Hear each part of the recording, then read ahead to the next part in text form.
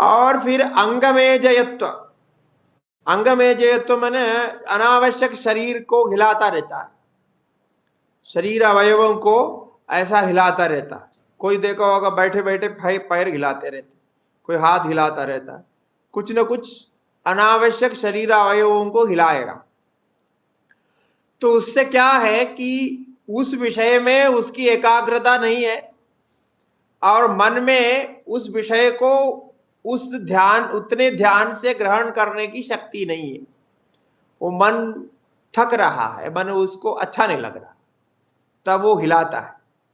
तो एक भी अवयव आप हिलाएंगे, अनावश्यक हिलाएंगे, उससे मन का चंचल होना, विक्षेप होना, ये तो होता ही है। उसके साथ मन की शक्ति भी क्षीण हो जाती है।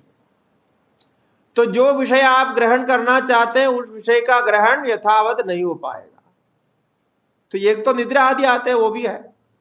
ये अंगमेजयत्व, तो इसलिए अनावश्यक अंग प्रत्यंग हिलाना नहीं चाहिए।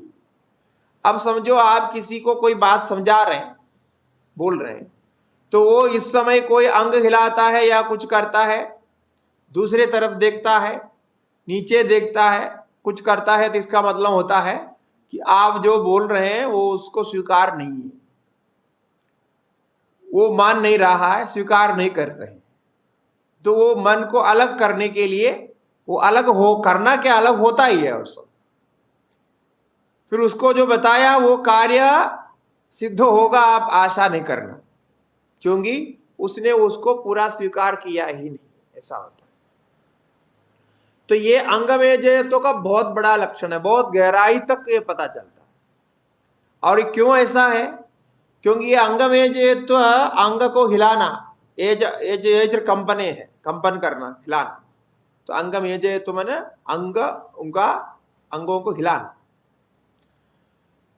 तो ये जो कंपन करता है, ये क्या है? सबकॉन्शियस माइंड करता है, यानी आपके अंदर मन करते हैं, यानी आप विचार करके कंपन कर रहे हैं, ऐसा नहीं होता।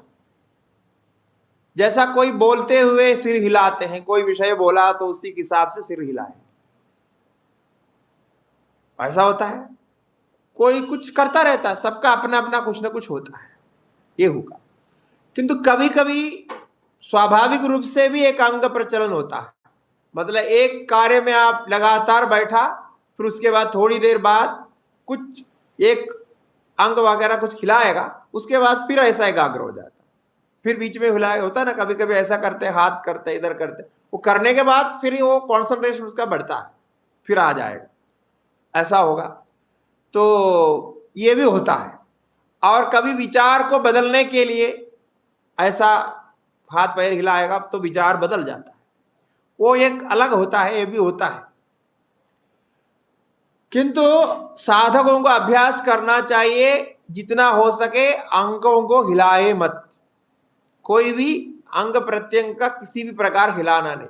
इतना यदि अभ्यास करेंगे तो आपके मन की एकाग्रता भी बढ़ेगी और ध्यान समाधि आदि का भी अभ्यास अच्छा हो जाए। शरीर को स्थिर रखना, स्थिर सुखम आसनम का स्थिर रखना, ये बहुत बड़ा जो है साधन है, क्योंकि उससे मन का भी संबंध हो जाता है। इसलिए अनावश्यक अंग यदि हिलाने का अभ्यास है आपका, तो उसको बदलना चाहिए, बदल करके अंग हिलाना चाहिए।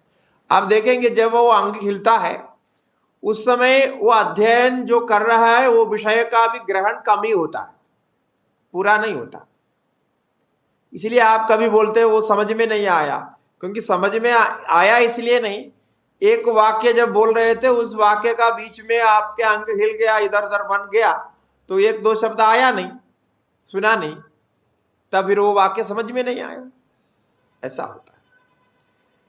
इसीलिए सीधा बैठ करके एकाग्रता से बैठकर शरीर अवयवों को नहीं हिलाना, यदि हिलाएंगे तो स्पष्ट है तो विक्षेप होगा, विक्षेप होगा तो फिर वो